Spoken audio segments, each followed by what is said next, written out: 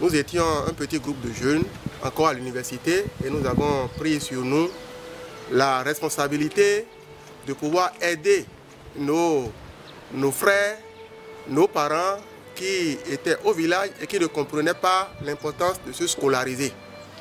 Donc, nous organisions beaucoup d'activités, les activités de renforcement de capacité des enfants, les cours de vacances, et l'appui conseil aux apprenants et les clubs de lecture.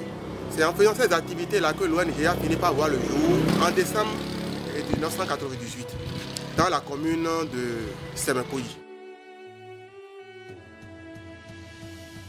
L'ONG Voldeb a pour objectif d'œuvrer à la promotion et à l'épanouissement des couches vulnérables, d'appuyer les organisations communautaires dans leur marche quotidienne et contre la pauvreté, et contribuer à l'émergence des hommes capables de gérer les affaires de la cité avec conscience et probité.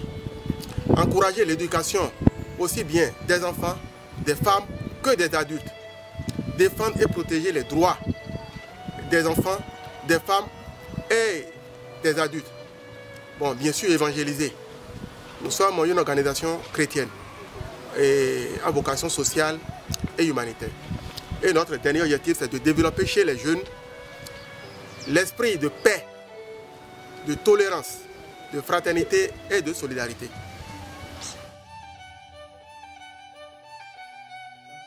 Les principaux domaines d'intervention de l'ONG Voldeb sont l'éducation. C'est notre domaine prioritaire d'intervention. Nous avons l'agriculture, l'environnement, nous avons le droit et nous travaillons également dans le secteur de l'eau. Ces domaines sont les domaines cardinaux dans lesquels nous intervenons. Et nos actions sont orientées vers une cible, comme je le disais tantôt, constituée essentiellement des enfants, des jeunes et des femmes, mais qui ont pour dénominateur commun le dénuement et la précarité. Nous ne travaillons qu'avec les plus fragiles de la société humaine. Et notre mission, c'est de s'unir dans un élan de foi et d'engagement évangélique pour œuvrer au soulagement de la misère de la collectivité humaine qui est en détresse.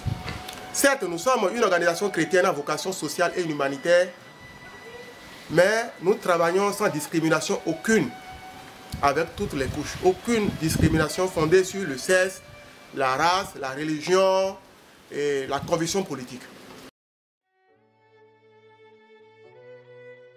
Depuis sa création, l'ONG Voldeb a exécuté une bonne quinzaine de projets. Et nous avons un programme, le programme d'appui au monde scolaire.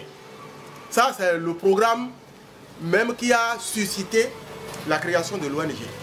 Donc avec ce programme qui est là et dans lequel nous travaillons depuis, bien même avant la fondation même de l'ONG, nous parrainons les études des enfants démunis. Nous assurons le parrainage de leurs études. En dehors de ça, nous soutenons de façon occasionnelle la scolarisation des enfants démunis. Et nous créons des clubs de lecture, aussi bien en milieu scolaire que dans des établissements que nous animons. Nous renforçons les capacités d'apprentissage des enfants. Nous élaborons des manuels d'apprentissage au niveau pour les enfants. Nous avons des manuels qui traitent de l'expression écrite aux différents examens, pour le BPC et pour le CEP. Bon, et il faut dire que en dehors de ce programme, qui est un programme qui est toujours là, qui est toujours animé depuis bien avant même la fondation de l'ONG, nous avons le secteur agricole qui nous occupe depuis près de 15 ans.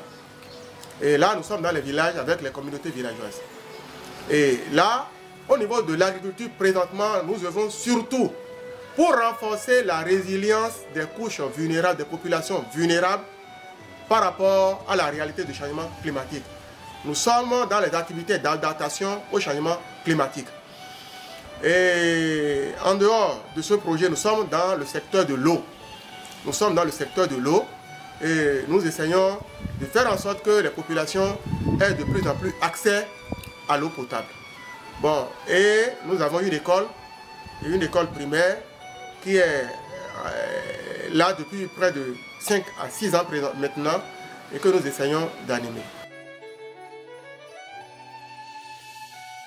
L'agroécologie se présente aujourd'hui comme une solution majeure et face aux défis auxquels les communautés pauvres sont appelées à faire face, les paysans sont appelés à faire face. Nous avons des terres qui sont complètement pauvres et dégradées. Nous avons le changement climatique qui n'arrange personne.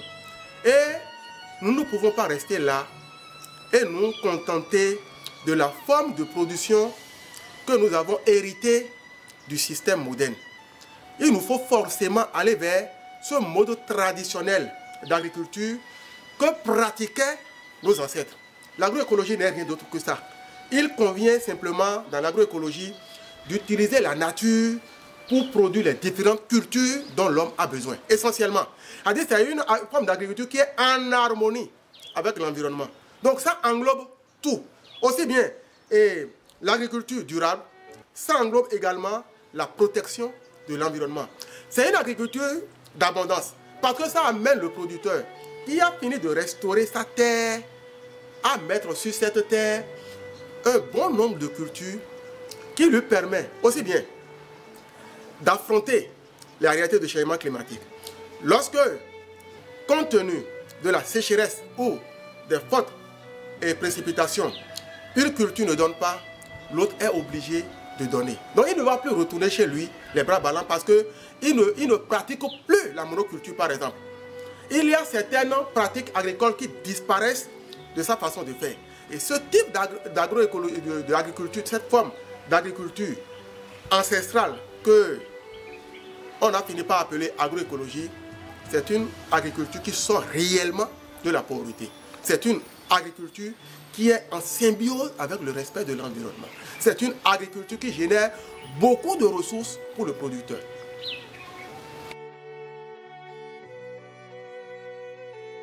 Dans le déploiement, dans la mise en œuvre de nos différents plans, de nos activités, de nos projets, programmes, la difficulté majeure reste celle du manque de financement. Aujourd'hui, nous constatons que les partenaires financiers sont de plus en plus réticents quant au financement des activités des ONG. Bon, si nous n'étions pas une ONG de volontaires et dont le souci était de travailler pour la communauté, quoi qu'il en soit, qu'il y ait de partenaires ou non, nous aurions fermé les portes. Nous avons travaillé avec nos propres moyens pendant une bonne dizaine d'années avant que nous n'ayons quelqu'un, un partenaire, qui ait commencé par nous venir en aide. Donc notre première difficulté, c'est à ce niveau-là. Bon, les autres difficultés, c'est au niveau des communautés, au niveau même des communes dans lesquelles nous travaillons. Parfois, vous travaillez dans l'indifférence totale de l'autorité locale. C'est une difficulté.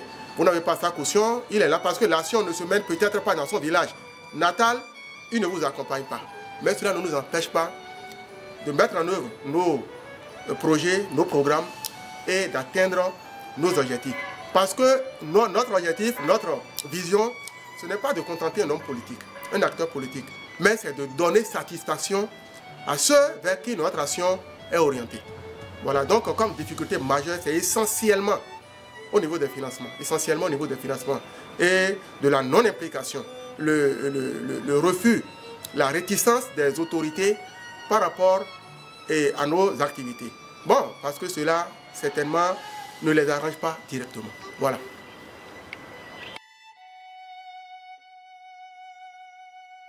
L'ONG Voldeb est attaché à des valeurs qui lui sont fondamentales. Et ces valeurs découlent de ses convictions chrétiennes évangéliques. Et c'est en fonction de ces valeurs que nous faisons tout ce que nous avons à faire. Nous avons la première valeur, la foi chrétienne.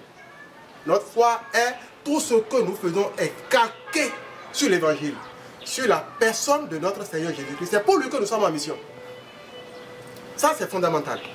C'est pourquoi que les gens nous soutiennent ou ne nous soutiennent pas, nous travaillons pour être agréables au Père Créateur, au Père de toute miséricorde, qui nous soutient et qui nous permet de faire ce que nous avons à faire au profit des personnes les plus fragiles de la communauté humaine, qui l'aiment beaucoup.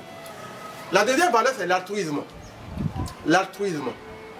Je vous ai dit que nous sommes là depuis plus d'une vingtaine d'années. Mais les premiers financements que nous avons eus sont encore très récents. Hein? Mais c'est parce que nous sommes altruistes que nous faisons les choses de façon désintéressée. Tout ce que quelqu'un peut apporter pour pouvoir aller au secours de celui qui est en difficulté est le bienvenu dans notre groupe. Et nous comptons d'abord sur ce que nous avons, nos propres ressources, pour pouvoir aller au secours de l'autre. Et ça, c'est de façon désintéressée. Donc, notre seconde valeur, c'est l'altruisme. Bon, en dehors de ça, bien évidemment, nous avons le professionnalisme. En tant que structure chrétienne, nous haïssons le bricolage. Nous haïssons le bricolage, nous allons toujours au contact de la science pour voir ce que la science veut, ce que les experts disent, ce que les sachants veulent, ce qu'ils ont trouvé et qui peut nous permettre d'aller dans l'excellence au niveau de tout ce que nous avons l'intention de faire. Le travail bien fait. Ici, nous faisons le culte du travail bien fait. Nous faisons le culte du travail. Nous sommes les adorateurs de travail de qualité. Parce que notre Dieu, il aime ce qui est de qualité. Il aime ce qui est propre. Nous n'aimons pas la médiocrité. Que nous soyons dans le secteur de l'éducation, de l'agriculture, de l'environnement, du droit, nous recherchons l'excellence. Nous nous battons pour faire un travail de qualité. Nous avons les valeurs de fraternité, de solidarité. Nous cultivons l'esprit d'humilité. Et ça qui nous permet de toujours apprendre, de nous ouvrir aux autres, de travailler avec toutes les couches, de nous sentir à l'aise avec les personnes les plus faibles de notre communauté. Bon, nous avons les valeurs d'autonomie, parce que pour pouvoir agir et défendre nos convictions, il nous faut avoir des ressources propres à nous. Donc c'est dans ce sens aussi que nous travaillons. Nous avons des valeurs d'autonomie. Nous n'aimons pas trop dépendre, rester accrochés aux autres. Parce que si nous voulons travailler pour plaire au Père Céleste, c'est certain que nous aurons des points de vue à défendre, des positions à adopter qui ne plairont pas à tous les bailleurs. Donc voilà à peu près les valeurs qui conduisent nos actions quotidiennement et qui nous permettent d'atteindre nos objectifs. Et je peux vous assurer que nous n'échouons jamais dans la mise en œuvre de nos plans. Tout ce que nous faisons en faveur de nos groupes cibles est toujours porteur de bons résultats, de succès. Et cela impacte toujours très positivement la vie de ceux avec qui nous travaillons.